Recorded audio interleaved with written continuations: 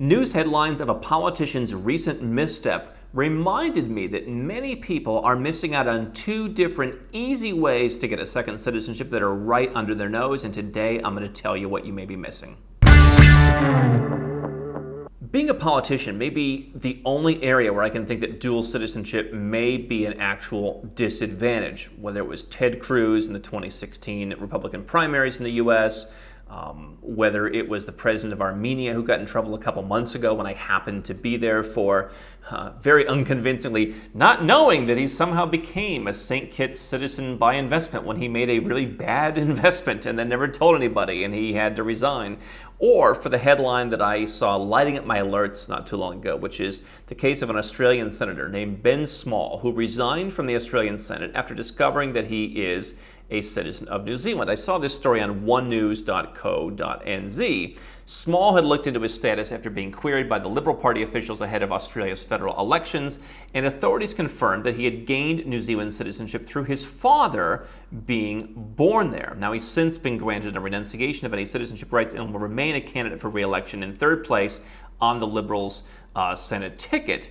But he did basically step aside to hopefully avoid what he called a temporary hiccup, and then he said, hey, he wanted to come back once the whole thing was blown over. So basically, politician in Australia held citizenship in New Zealand and realized, hey, this is getting in my way, so let me step aside temporarily. I'm going to give up the New Zealand citizenship, which, Australia, New Zealand, US, Canada, somewhat redundant. I mean, very similar countries, obviously, especially in Australia, New Zealand, certain rights to move back and forth.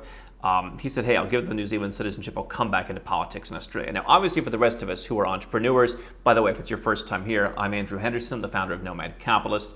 We do help as a boutique consultancy 7- and 8-figure entrepreneurs and investors who want to legally reduce their taxes overseas, protect their assets, increase their freedom through things like second passports. I'm also the host of the biggest and best offshore conference every year called Nomad Capitalist Live. And we talk about the benefits of second passports because none of us here are running for political office. We want protection from the people running for political office who want to raise our taxes, take away our freedoms, increase regulations, and increasingly put us in a corner. So we are not here talking to the politicians. And for the rest of us, you want to have multiple options. That means dual citizenship. And so if you're looking for dual citizenship, you can use this case of Ben Small. You can use the case of Ted Cruz.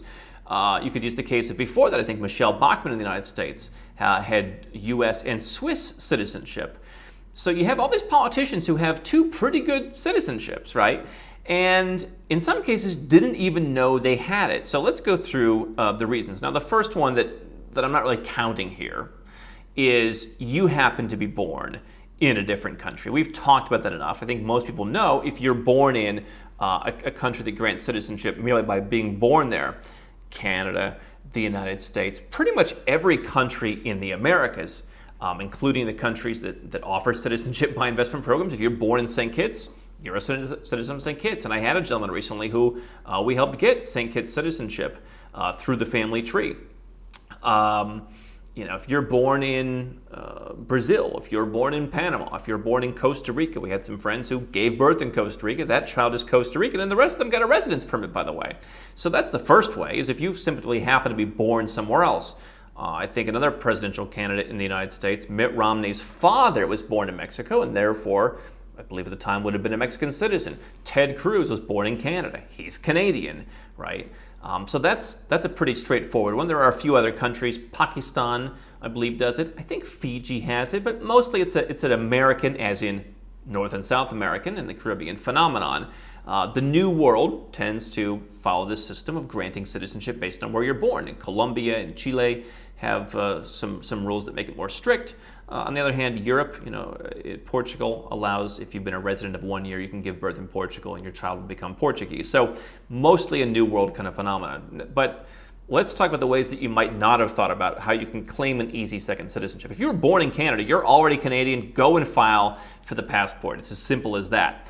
However, let's take the case of Ben Small. He had a father who was a citizen of New Zealand, and I've seen a number of our clients that we've been helping. They've been looking at different citizenships, and it's like, okay, let's go through the family tree. Oh yeah, well, my mom was born in Canada. Okay, well, if your mom was born in Canada, then she's Canadian. And therefore, because she's Canadian, as long as she was Canadian at the time of your birth, you were always basically a Canadian citizen, and you can go and apply to claim that. And as far as I know, there's no age restriction to do that. You just simply go and apply. And we've helped a couple of people do that. We have kind of a couple of people on the team who specialize in citizenship by descent. And sometimes it's as simple as just going back to your parents.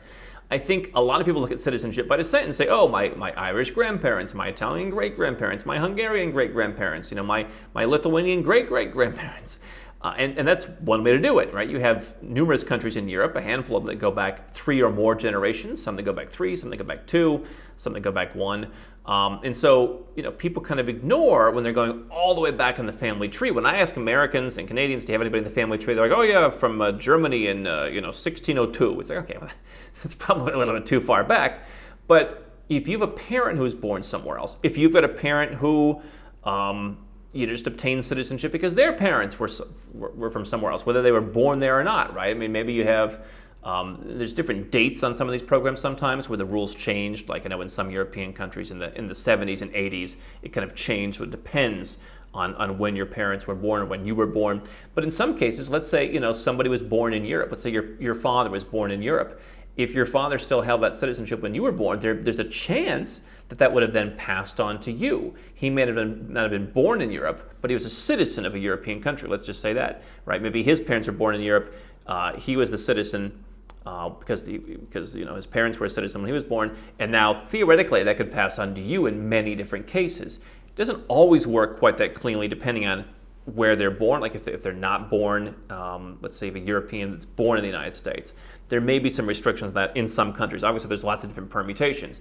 But you should at least go back and look at what citizenships your parents might have held, or what the citizenships they did hold, and see, can that pass on to you? I think that people have this idea that they had it, but then that doesn't count. And again, there may be some cases where you can't pass it along because too many generations have gone by where they weren't born in that country and then they eventually stop it. But in some cases, you could claim it. And so look at your parents. Go back and look at their ethnicity. Go back and look at they were born. You don't have to go back too far in the family tree. So those are 2 easy ways where you can potentially claim very oftentimes high quality second citizenship. Canada, Mexico, many European countries. Go back and look at, number 1, where you were born. If you are like some of these politicians who happen to be born in another country in the Americas, you may have been granted citizenship at birth. And if you move to, let's say, the United States, you probably didn't give that up. I mean, right? It never went away. You may not have an active passport, but you can just go back and you were a citizen, claim that passport, and you can use that. But also go back and look at where your parents are from. Obviously, we've always talked about looking at grandparents and great-grandparents, and depending on the country, you can go back a certain number of generations. But people often skip their parents. Don't do that. Where were your parents born? Where were your parents possibly citizens of through their parents who were citizens of another country at the time of your parents' birth, whether they were born in that country or whether they were born where you live now. 2 easy ways to go back and potentially claim citizenship by descent, which could give you a very high quality second passport.